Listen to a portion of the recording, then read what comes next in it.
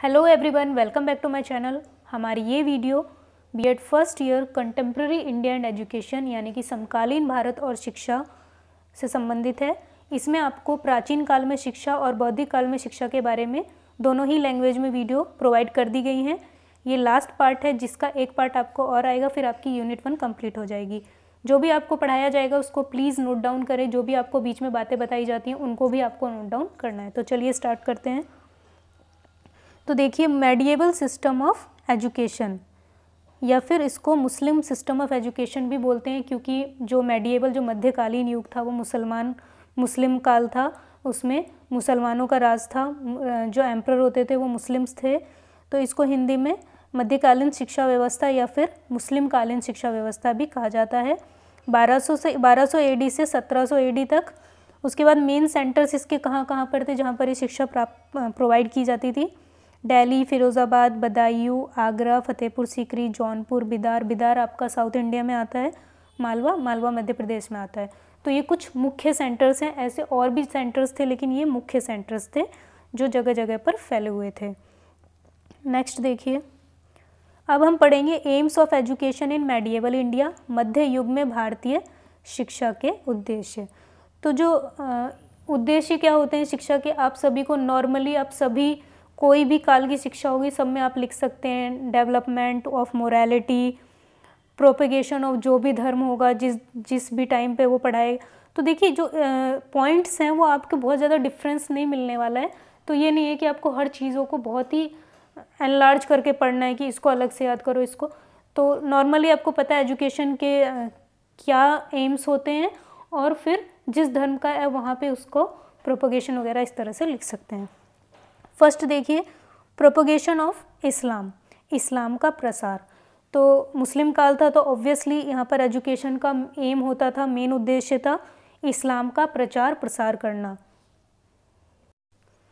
तो जो जितने भी इस्लामिक लिटरेचर थे वो पढ़ाए जाते थे, इस्लामिक हिस्ट्री पढ़ाई जाती थी, और इस्लामिक रिलीजन को सभी मदरसाज और मकताब में कंपलसरी कर दिया गया था कि जो इस्लामिक रिलीजन से रिलेटेड जो बुक होती है उनको उसके बारे में पूरा पढ़ाया जाए, उनको सारी चीज़ें छात्रों को याद कराई जाए। और जो भी इस्लामिक धर्म को कबूल कर लेते थे, इस्लामिक धर्म को अडॉप्ट करते थे, उनको बहुत सारी फैसिलिटीज़ प्रोवाइड की जाती थी। जो कैपेबल होते थे उनको एडमिनिस्ट्रेशन में हाई पोस्ट भी प्रोवाइड की जाती थी। नेक्स्ट देखिए, स्प्रेड ऑफ एजुकेशन अमंग मुसलमानों में शिक्षा का प्रसार। तो ऑब्वियसली एजुकेशन है तो शिक्षा का प्रसार है, लेकिन यहाँ पर मुस्लिमों में शिक्षा का प्रसार, क्योंकि मोस्टली मुस्लिम ही वहाँ पर पढ़ने के लिए आते थे, तो उनको शिक्षा प्रोवाइड करना इसका मेन एम था। तो यहाँ पर इस्लामिक धर्म के साथ साथ उनको हिस्ट्री, ज्योग्राफी, फिलॉसफी, ग्रामर, जो नॉर्मल करिकुलम होता था सभी कालों में जो पढ़ाया जाता है वो पढ़ाया जाता था। इनका जो मीडियम ऑफ एजुकेशन कौन सी भाषा में होता था? अरबी एंड फारसी भाषा में इनको एजुकेशन प्रोवाइड की जाती थी। और एजुकेशन का मेन एम था spread of knowledge in the followers of Islam. जो भी इस्लाम को फॉलो करते हैं उनमें शिक्षा का प्रचार प्रसार करना। तो इस टाइम पर काफ़ी अच्छे इंस्टीट्यूशन भी इस्टेब्लिश किए गए थे। नेक्स्ट देखिए, extension of Islamic kingdoms, Islamic राज्यों में वृद्धि करना। तो तीसरा एम था इस्लामिक राज्यों को बढ़ाना। तो ये किस तरह से बढ़ाया जाता? उनको इस्लामिक शिक्षा के बारे में, इस्लामिक पर्सनैलिटीज़ के बारे में, हिस्ट्री के बारे में, इन सब के बारे में बताकर इसको किंगडम्स को बढ़ाना। तो मेन था कि जितनी शिक्षा का प्रचार प्रसार होगा, जितने लोग शिक्षित होंगे, जितने लोग फॉलोवर्स बनेंगे, इस तरह से राज्य भी आगे बढ़ता जाएगा। नेक्स्ट देखिए, डेवलपमेंट ऑफ मोरालिटी, जो किसी भी एजुकेशन का एक इम्पॉर्टेंट एम होता है, नैतिकता का विकास। तो नैतिकता का विकास, यहाँ पर छात्रों को अच्छी चीज़ें सिखाई जाती थी कि बड़ों का आदर करना, अपने टीचर्स को ओबे करना, एथिकल बिहेवियर सिखाए जाते थे कि किस तरह से हमें समाज में बिहेव करना चाहिए, और सच्चाई के रास्ते पर कैसे चलना चाहिए, सच्चाई के रास्ते पर चलने के सिद्धांत सिखाए जाते थे, प्रिंसिपल ऑफ ट्रूथ्स। तो स्टूडेंट्स में जो इस्लामिक फॉलोअर्स होते थे, स्टूडेंट्स होते थे, उनमें मॉरल और स्पिरिचुअल वैल्यूज़ प्रोवाइड की जाती थी उनको, रूल्स बनाए जाते थे, शिक्षा के हर पहलुओं पर ध्यान दिया जाता था, जोर दिया जाता था कि किस तरह से शिक्षा को ग्रहण किया जाए सारी चीज़ों को सीखते हुए। तो यही होता है डेवलपमेंट ऑफ मोरालिटी। नेक्स्ट देखिए, अचीवमेंट ऑफ मटेरियल वेलबींग, भौतिक सुखों को प्राप्त करना। तो जो इस्लाम होता है उसमें रीबर्थ पर विश्वास नहीं करते हैं, जो उनकी लाइफ होती है वो मटेरियल वेलबींग पर। आपने देखा होगा मुस्लिम काल में उन्होंने बहुत सुंदर सुंदर चीज़ें बनाई, बहुत सुंदर सुंदर पार्क्स, गार्डन, ये सब बनाए हैं। तो वो इन चीज़ों पर ज़्यादा जोर देते थे, इन चीज़ों को ज़्यादा वैल्यू देते थे। जिसकी जो मोस्टली किंग्स होते थे वो लैविश लाइफ जीना पसंद करते थे, एक्सेप्ट औरंगजेब। औरंगजेब काफ़ी साधारण लाइफ जीते थे।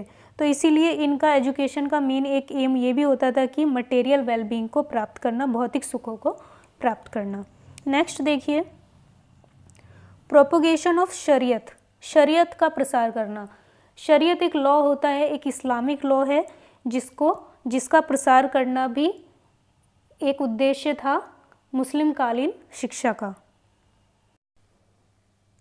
तो शरीयत का प्रचार प्रसार करना, शरीयत होता था कि किसी को जस्टिस प्रोवाइड करना, ये एक इस्लामिक लॉ है। फेयरनेस रखना, मर्सी रखना, किसी पर दया करना, तो ये सब देख के किया जाता था। जिस तरह से एक लॉ एंड ऑर्डर होता है कि कोई गलत है तो उसको सज़ा देना और कोई सही है तो उस पर दया करना, मर्सी करना, तो ये सब इस पर ध्यान दिया जाता था।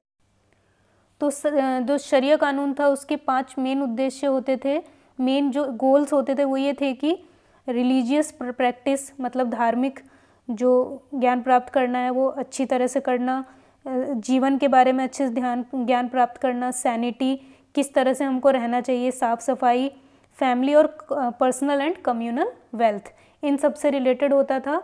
और कोई भी अगर गलत करता था तो उनको सज़ा दी जाती थी, तो वो शरीयत कानून के अंदर आता था। तो इसका प्रसार करना भी एक उद्देश्य था इस्लामिक एजुकेशन का। 7th देखिए, कैरेक्टर फॉर्मेशन, जो ऑब्वियसली हर एजुकेशन का एक मेन पार्ट होता है, चरित्र का निर्माण करना, ये भी कहीं ना कहीं मोरालिटी वाले में आ जाता है। तो इस्लामिक एजुकेशन का भी एक उद्देश्य था चरित्र का निर्माण करना, इसका उद्देश्य था। और जो यहाँ पर लाइफ होती थी, जो डिसिप्लिन्स होते थे वो काफ़ी हार्ड होते थे। जो एजुकेशनल इंस्टीट्यूशन में जो पढ़ाई होती थी वो काफ़ी हार्ड होती थी, रिवार्ड्स एंड पनिशमेंट भी दिए जाते थे। स्टूडेंट्स को काफ़ी दूर जाना पड़ता था, सेंटर्स उनके काफ़ी दूर होते थे, पढ़ने के लिए दूर जाना होता था। और जो छात्र होते थे वो काफ़ी सिंपल लाइफ जीते थे। और जो एजुकेशन सिस्टम था बहुत ही वेल प्लान्ड था और सिस्टमेटिकली ऑर्गेनाइज्ड था, मतलब बहुत ही अच्छी तरह से ऑर्गेनाइज, बहुत ही अच्छे तरह से उसको संगठित किया गया था। नेक्स्ट देखिए, preservation and spread of Muslim culture, इस्लामी संस्कृति का संरक्षण एवं प्रसार भी इसका उद्देश्य था। तो इंग्लिश वाले लिखेंगे, Muslim educational system worked for the preservation and transmission of culture, study of authentic work was compulsory, rules and regulations pertaining to their culture were strictly followed. तो अब हिंदी वाले लिखेंगे, जो मुस्लिम एजुकेशनल सिस्टम था वो इस्लामी संस्कृति का संरक्षण और प्रचार प्रसार करने के लिए भी था। यहाँ पर उनको ऐसे काम दिए जाते थे जो कि कंपलसरी हैं, एक ऑथेंटिक वर्क दिया जाता था, एक अच्छा कार्य दिया जाता था जो कि उनको कंप्लीट करना होता था। उनको सारे नियम कानून फॉलो करने होते थे। Rules and regulation pertaining to their culture were strictly followed, उनकी संस्कृति से संबंधित जो भी नियम कानून थे वो उनको बहुत ही स्ट्रिक्टली उनको फॉलो करने होते थे। जो मीडियम ऑफ इंस्ट्रक्शन था वो उनका अरबी एंड पर्शियन लैंग्वेज में था, यानी कि अरबी और फारसी भाषा में उनको पढ़ाया जाता था। उनका कोई भी सब्जेक्ट हो तो वो उनको, जैसे हम लोग हिंदी में पढ़ते हैं, वो लोग अरबी और फारसी भाषा में पढ़ते थे। और जो पढ़ाई का ज़्यादा जोर दिया जाता था ओरिजिनल वर्क्स पे, यानी कि एक्सपेरिमेंटल वर्क पे ज़्यादा जोर दिया जाता था, ना कि जो रटंत विद्या होती है कि सिर्फ पढ़ पढ़ के सीखना नहीं, उनको पूरा ओरिजिनल वर्क उनको प्रोवाइड किया जाता था ताकि वो एनवायरनमेंट से सीखें। और जो राजा होते थे, जो समिति होती थी, जो सब मिलके इनकी काफ़ी हेल्प करते थे, फाइनेंशियली सपोर्ट करते थे जो एम्परर्स होते थे इस्लाम का प्रसार करने के लिए। तो मेन उद्देश्य यही होता था कि जो इंसान है वो अपने आप को कैपेबल कर पाए अर्निंग के लिए, वो अपने आप को फ्यूचर के लिए रेडी कर पाए। नेक्स्ट देखिए अभी इसके बारे में बात कर रहे थे, प्रिपरेशन फॉर फ्यूचर लाइफ। तो यहाँ पर फ्यूचर लाइफ के लिए स्टूडेंट्स को प्रिपेयर किया जाता था, उनको इस तरह से एजुकेशन प्रोवाइड की जाती थी कि वो अपनी आगे की लाइफ अच्छे से जी सकें, अच्छे से सर्वाइव कर सकें। उनको सक्सेसफुल ट्रेंड लाइफ जीने के लिए, सोशल लाइफ जीने के लिए उनको ज़्यादा जोर दिया जाता था। उनको ट्रेनिंग दी जाती थी कि उनको समाज में किस तरह से रहना है, आगे जाके उनको किस तरह से व्यवहार करना है और किस तरह से वो सरवाइव कर पाएंगे। अगर आप एजुकेटेड ना हो, आप समाज के बीच में ना रहें, तो आप कुछ नहीं सीख पाएंगे। मान लीजिए कि आपको जंगल में छोड़ दिया जाए, सिर्फ एजुकेशन इम्पॉर्टेंट नहीं होती है, आप बिहेवियर समाज के अंतर्गत रह के भी सीखते हैं। लेकिन एकदम आपको जंगल में छोड़ दिया जाए, आपको कोई किसी तरह का ज्ञान प्राप्त ना हो, आप ना तो आप कोई भाषा सीख पाएंगे, ना आप किसी से बिहेव करना सीख पाएंगे। तो ये सब चीज़ें इंसान शिक्षा के माध्यम से सीखता है और समाज में रह के सीखता है। तो समाज में अब खाली आप शिक्षित हो जाएं, लेकिन आपको समाज में किस तरह से रहना है, किस तरह से बिहेव करना है, ये ना आए, तो फिर आप अपने फ्यूचर को सिक्योर नहीं कर पाएंगे, आप फ्यूचर में सर्वाइव नहीं कर पाएंगे। तो जो सोशल लाइफ होती है उसके लिए ट्रेंड किया जाता है थ्रू एजुकेशनल सिस्टम्स। तो जो एजुकेशनल इंस्टीट्यूशंस होते हैं वहाँ पर वोकेशनल ट्रेनिंग्स भी प्रोवाइड की जाती है स्टूडेंट्स के फ्यूचर लाइफ के लिए। उनको टेक्निकल और इंडस्ट्रियल एजुकेशन दी जाती है, क्योंकि आगे जाके जिसकी जहाँ रुचि है, कोई इंजीनियर बनेगा, कोई डॉक्टर बनेगा, तो उनको वहाँ पर वोकेशनल ट्रेनिंग दी जाती है। इस तरह की एजुकेशन प्रोवाइड की जाती है कि वो अपनी इच्छा के मुताबिक, अपने इंटरेस्ट के मुताबिक आगे अपनी पढ़ाई परसू कर सके और अपना जो भी कैरियर है उसको प्राप्त कर सके। कई तरह की क्राफ्ट्स की ट्रेनिंग दी जाती थी ताकि वो स्किलफुल वर्कर बन सके। क्राफ्ट ट्रेनिंग के बाद वो अपना कोई खुद का व्यापार शुरू कर सके या फिर कहीं पर वर्क कर सके, उसमें उस तरह के स्किल्स डेवलप हो जाएं। तो ये सब किस लिए है? फॉर फ्यूचर में आप अच्छी अर्निंग कर सके, अपनी लाइफ अच्छे से जी सके, प्रॉस्पेरस लाइफ आप जी सके। उन सब के लिए आपको कौन तैयार करता है? आपका एजुकेशनल सिस्टम आपको तैयार करता है। नेक्स्ट देखिए, organisation of political and social system. तो एक उद्देश्य ये था राजनीतिक और सामाजिक व्यवस्था का संगठन। तो आपको पता है कि जो किंग्स होते थे, एम्परर्स होते थे, वो पूरी हेल्प करते थे। मुस्लिम रूलर्स थे, वो सिस्टम के एजुकेशन के मैनेजमेंट में पूरी हेल्प करते थे, क्योंकि उनको अपने किंगडम को भी आगे बढ़ाना था through political and social system. तो इसके बारे में आप पहले भी देख चुके हैं। तो एक्सपेंशन करने के लिए, अपने राज्य को ज़्यादा बढ़ावा देने के लिए, सोशल सिस्टम को इस्टेब्लिश करने के लिए एजुकेशन की बहुत ज़्यादा ज़रूरत थी। तो इस तरह से वो अपना एम्पायर भी एक्सटेंड कर पाते।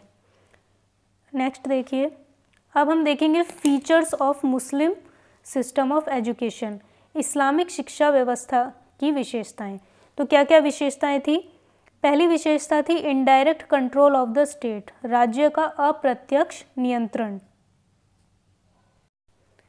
तो अभी आपने देखा था कि जो रूलर्स होते थे वो फाइनेंशियल सपोर्ट करते थे, और जो मुस्लिम किंग्स होते थे उन्होंने मकताब्स और मदरसाज, तो मकताब्स और मदरसाज उन्होंने इस्टेब्लिश किए जहाँ पर एजुकेशन प्रोवाइड की जाती थी, मकताब्स एंड मदरसा। तो देखिए, जो मकताब्स होते थे वो प्राइमरी एजुकेशन के लिए थे, जो मदरसा होते थे वो हायर एजुकेशन के लिए थे। तो ये सब उन्होंने खुद इस्टेब्लिश करवाए इस्लामिक धर्म का और इस्लामिक संस्कृति का प्रचार प्रसार करने के लिए। और वो यहाँ पर फाइनेंशियल एड, मतलब पूरी वित्तीय सहायता उनको प्रोवाइड करते थे, जो भी ज़रूरत होती थी। और जो टीचर्स होते थे उनको सैलरी भी रूलर्स के द्वारा ही प्रोवाइड की जाती थी। तो ये तो फिर ऑब्वियस है, बिल्कुल सही बात है कि indirect control of the state, तो स्टेट के अकॉर्डिंग ही उनको चलना होता था। जो उनको रूल्स फॉलो करने को जो एम्परर्स बोलते थे वही उनको रूल फॉलो करने होते थे, क्योंकि राज्य का अप्रत्यक्ष नियंत्रण था। जब सारी हेल्प राजा और राज्य द्वारा ही की जा रही है, तो इनडायरेक्ट कंट्रोल रूलर्स का ही यहाँ पर था, यानी कि स्टेट का था। नेक्स्ट देखिए, फ्री एजुकेशन, तो फ्री एजुकेशन यहाँ पर प्रोवाइड की जाती थी। फ्री एजुकेशन प्रोवाइड की जाती थी तो इनको कौन सैलरी देता था? रूलर सैलरी देते थे टीचर्स को, और जो भी वहाँ की जो एजुकेशनल इंस्टीट्यूशन में जो भी व्यवस्था करवानी है, पढ़ने की, बैठने की, जो भी व्यवस्था करवानी है, सब रूलर्स की वित्तीय हेल्प के द्वारा ही होती थी। तो फ्री एजुकेशन होती थी यहाँ पर, कोई चार्ज नहीं होता था। मकताब में और मदरसा में फ्री फूड्स और क्लॉथिंग बच्चों को प्रोवाइड की जाती थी, और स्कॉलरशिप भी उनको दी जाती थी। जो ब्रिलियंट स्टूडेंट्स होते थे, जो काफ़ी होशियार बच्चे होते थे, उनको स्कॉलरशिप भी दी जाती थी ताकि वो आगे अपनी पढ़ाई को कंटिन्यू रख सकें। नेक्स्ट देखिए, तो मैं यहाँ पर थोड़ा सा लिख देती हूँ, आप लोग नोट कर लीजिए। स्कॉलरशिप, फिर उनको free foods and clothing, free foods and clothing. तो स्कॉलरशिप किसको दी जाती थी? जो ब्रिलियंट स्टूडेंट होते थे, ब्राइट स्टूडेंट्स जो होते थे। ओके, तो छात्रवृत्ति, निशुल्क वस्त्र एवं भोजन उनको दिए जाते थे। नेक्स्ट देखिए, सोर्स ऑफ इनकम। तो यह भी आपको बताया था, आय के साधन क्या होते थे? आय के साधन एम्परर्स होते थे। एम्परर्स ही उनको फाइनेंशियल एड मकताब्स और मदरसास को देते थे। और जो गवर्नमेंट ऑफिशियल्स होते थे, जो हायर पोस्ट पर होते थे, जो सरकारी जो अधिकारी होते थे, वो भी इनको हेल्प करते थे। इंस्टीट्यूशंस को काफ़ी डोनेशन देते थे, बहुत जो फाइनेंशियली हेल्प करते थे। और जो इस्लामिक डिवोटीज़ होते थे, और Islamic devotees also contributed to these institutions, जो धर्म को बहुत ज़्यादा मानते हैं, पूरी तरह से अपने धर्म के लिए प्रेरित रहते हैं, वो भी ऐसे इंस्टीट्यूशन को डोनेशन प्रोवाइड करते थे, दान देते थे, और वो उसको अपना पवित्र कार्य मानते थे कि वो पढ़ाई के लिए दान पुण्य कर रहे हैं। नेक्स्ट देखिए, करिकुलम ऑफ एजुकेशन। एजुकेशन का जो पाठ्यक्रम था वो किस तरह का था? तो पहले देखेंगे एट प्राइमरी लेवल पर किस तरह से था शिक्षा का पाठ्यक्रम। सॉरी, यहाँ पर ये गलत टाइप हो गया, यहाँ पर आपको प्राथमिक कर देना है। वेट, यहाँ पर आपको ये प्राथमिक करना है, प्राथमिक स्तर। तो देखिए यहाँ पर क्या सिखाया जाता था? Knowledge of alphabets. उनको अल्फ़ाबेट्स जो होते हैं, जो अरबी और फ़ारसी के होते थे, वो उनको सिखाए जाते थे। जब आप पढ़ाई सीखेंगे तो ABCD और इसी से स्टार्ट करेंगे आप, तो इसी तरह से जो अरबी और फ़ारसी के जो अल्फ़ाबेट्स होते थे, वो उनको सिखाए जाते थे। सबसे पहले अक्षरों का ज्ञान कराया जाता था। फिर क्या कराया जाता था? 30th सेक्शन ऑफ कुरान शरीफ। कुरान शरीफ का 30वां भाग उनको पढ़ाया जाता था। जो भी उसमें आयतें होती थी वो उनको याद कराई जाती थी। रीडिंग एंड राइटिंग, पठन और लेखन, पढ़ना, बुक को, किताबों को पढ़ना और लिखना यहाँ पर उनको सिखाया जाता था। गणित सिखाई जाती थी जो प्राइमरी लेवल की होती है। लेटर लिखना, एप्लीकेशन लिखना, और द वे ऑफ कन्वर्सेशन, यानी कि पत्र लेखन, आवेदन पत्र लेखन और बातचीत का तरीका भी प्राइमरी स्तर पर ही उनको सिखा दिया जाता था। Memorise some verses of Quran शरीफ, आयतें याद करना, कुरान शरीफ की कुछ आयतें याद करना। तो देखिए ये प्राइमरी लेवल था, छोटा स्तर था, तो यहाँ पर बच्चे भी छोटे होते हैं, तो उनको कुछ ही आयतें यहाँ पर सिखाई जाती थी जो कि बहुत ज़्यादा ज़रूरी होती हैं। फिर बाकी उनको हायर लेवल में सारी आयतें सिखा दी जाती थी। नेक्स्ट देखिए, यह भी प्राइमरी लेवल का ही है आपका। तो यहाँ पर biographies of Islamic profits and cents, तो उनको अपने धर्म के लिए और ज़्यादा प्रेरित करने के लिए इस्लामिक पैगंबरों और संतों की जीवनी पढ़ाई जाती थी ताकि वो उनके द्वारा दिए गए सही मार्ग पर चलें। बुक्स रिटन बाय शेरदादी, तो देखिए शेरदादी द्वारा बुक लिखी गई हैं, गुलिस्ता और बोस्ता, ये दोनों बुक्स के नाम हैं। शेरदादी द्वारा लिखी गई पुस्तकें गुलिस्ता और बोस्ता, ये इनको पढ़ाई जाती थी फॉर मॉरल डेवलपमेंट, नैतिक विकास के लिए। उसमें उनको अच्छे principle of truths, ethical behaviour, यानी कि सच्चाई के मार्ग पर चलना, समाज में किस तरह से व्यवहार करना है, ये सब उनको सामाजिक चीज़ें सिखाई जाती थी। किस तरह से बड़ों का आदर करना चाहिए, छोटों का सम्मान करना चाहिए। ये सब सारी नैतिक विकास की चीज़ें इन बुक में उनको दी गई थी। नेक्स्ट देखिए, poems of Arabian and Persian poets were taught. अरबी और फारसी कवियों की कविताएं उनको पढ़ाई जाती थी। Practice in proper pronunciation and good hand writing, उनको उचित उच्चारण मतलब सही से बोलना और अच्छी लिखावट उनको सिखाई जाती थी, अच्छी राइटिंग में लिखना सिखाया जाता था। नेक्स्ट देखिए, अब हम पढ़ लेते हैं curriculum at higher level. Higher level में क्या होता था, उच्च स्तर का पाठ्यक्रम। इट वॉज़ वेरी ब्रॉड, ये काफ़ी ब्रॉड था, यानी कि बहुत व्यापक था। यहाँ पर छात्र सारी चीज़ें सीख लेता था फॉर हिज फ्यूचर, यानी कि यहाँ पर उसकी पढ़ाई ऑलमोस्ट कंप्लीट हो जाती थी। डिवाइडेड इनटू 2 कैटेगरीज, तो ये 2 कैटेगरीज में डिवाइड था, वर्ल्डली एंड रिलीजियस, सांसारिक और धार्मिक। तो वर्ल्डली में क्या क्या पढ़ते थे, जो नॉर्मली सभी का करिकुलम होता है। तो यहाँ पर इनकी जो मीडियम ऑफ लैंग्वेज थी, आपको पहले भी बताया, अरबियन एंड पर्शियन है।